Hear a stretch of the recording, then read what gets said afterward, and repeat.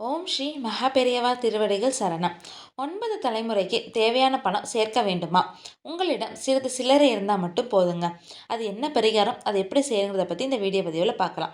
பொதுவாகவே நாம் பணம் சம்பாதிக்க வேண்டும் அப்படிங்கிற நோக்கத்தோட வாழ்நாள் முழுவதும் உழைத்து கொண்டிருப்பது நமக்காக மட்டும் இல்லைங்க. நம்முடைய குழந்தைகள், நம்முடைய மனைவி, நம்முடைய பெற்றோர்கள் என நம் குடும்பத்தை சார்ந்த அனைவருக்காகவும், ஏன் நம்மளை அடுத்தடுத்து வரும் தலைமுறைக்காகவும் தாங்க பணத்தை சம்பாதிக்க வேண்டும் அப்படிங்கிற நோக்கத்தோட நம்ம செயல்பட்டு வந்துட்டு இருக்கோம். அதனால இன்று 9 தலைமுறைக்கான சொத்துக்களையும், செல்வங்களையும், பணத்தையும் எப்படி சேர்ப்பது, அதற்காக என்ன செய்ய வேண்டும் அப்படிங்கிறத பத்தி இந்த பதிவுல நம்ம பார்க்கலாம்.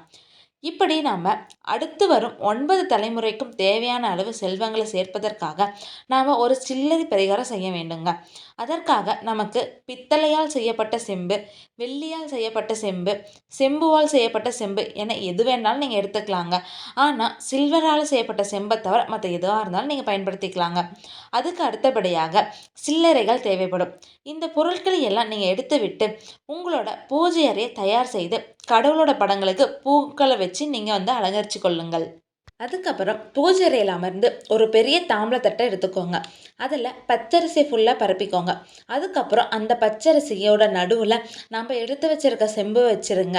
அதில் நாம் வைத்திருக்கும் சில்லறைகளை போட்டு செம்பு நிறைய வைத்துக்கோங்க. நாம் போட்ட சில்லறைகளின் மீது உங்கள் வீட்டில் இருக்கும் வெள்ளி நாணயம் அல்லது தங்க நாணயத்தை வச்சுக்கோங்க.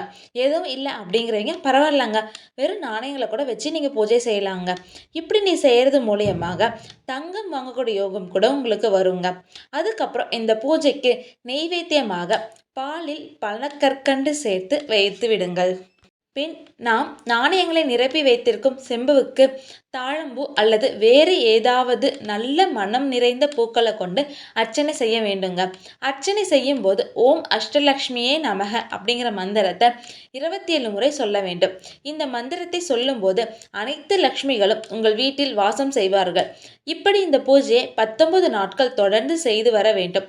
19 நாட்கள் முடிந்த பிறகு நாம் செம்புவில் நிறைத்து வைத்திருக்கும் நாணயங்களை ஒரு மஞ்சள் துளியில் கட்டி வீட்டில் இருக்கும் பீரோ, பணம் வைத்திருக்கும் இடம், அப்படி இல்லைன்னா நீங்கள் தொழில் செய்யும் இடத்துல அது மாதிரி எந்த ஒரு இடமா இருந்தாலும் சரிங்க, எந்த இடத்துல பணம் வைக்கிறீங்களோ அந்த இடத்துல இதை வச்சிருங்க.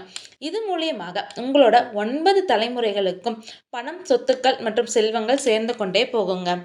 உங்களுக்கு இந்த வீடியோ பதிவு பிடிச்சிருந்தா லைக் பண்ணுங்க, ஷேர் பண்ணுங்க, மறக்காம சப்ஸ்கிரைப் பண்ணிருங்க. ஹரஹர சங்கர ஜெய ஜெய சங்கர, ஹரஹர சங்கர ஜெய ஜெய சங்கர.